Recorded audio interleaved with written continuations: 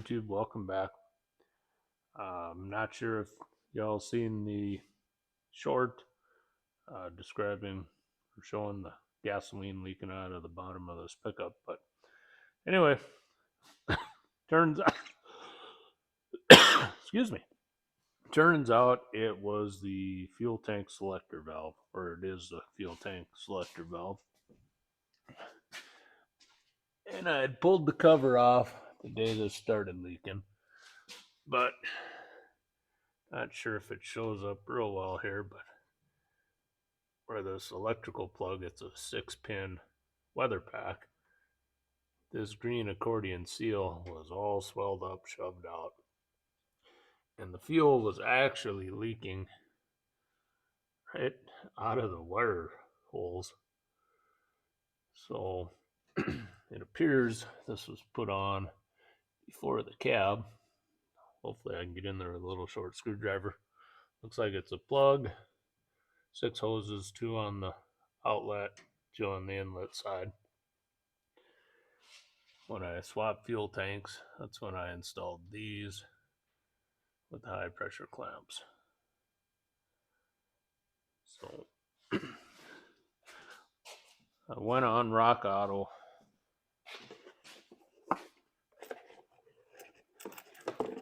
This is what the valve looks like. There's 2 bolts go up through the frame to mount it.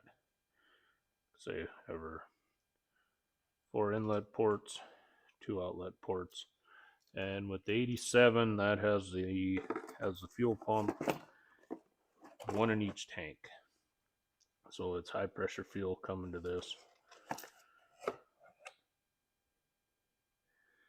And it's about what I know right now. This truck did come with the 2 small tanks, and I ended up converting it to the large 18-gallon tanks.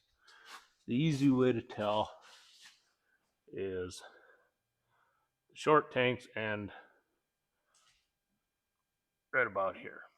So if it's tight to the shackle, then you have the big tanks. And I was thinking it'd be fairly easy. All the holes are in the frame. It's just a matter of moving.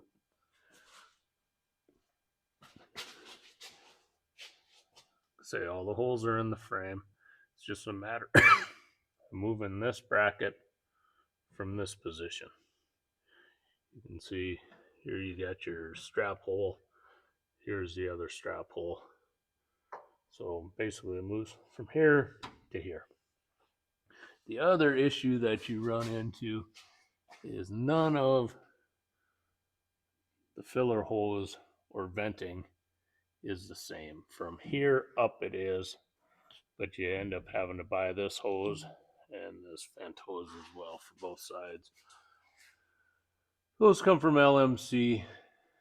They're not exactly cheap. It ended up being kind of an expensive conversion, but one tank was completely rusted out.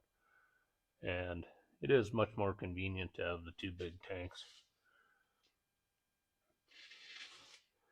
So I will sit you down, start tearing this apart. Hopefully it all goes well. Not quite sure where to sit you guys, but we'll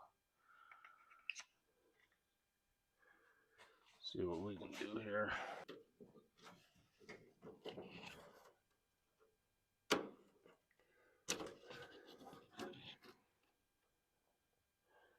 Let's see here. That's all swelled up. I'm gonna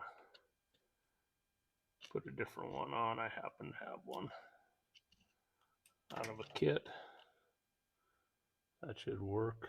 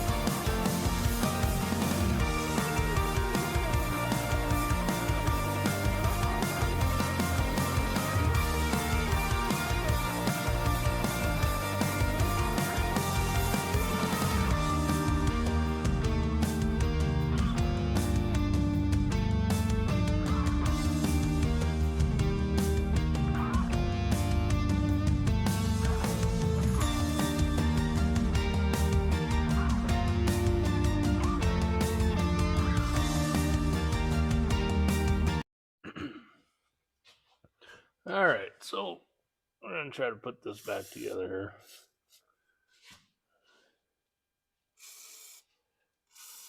Just shooting a touch of WD-40 up in there. Help things slide together a little better.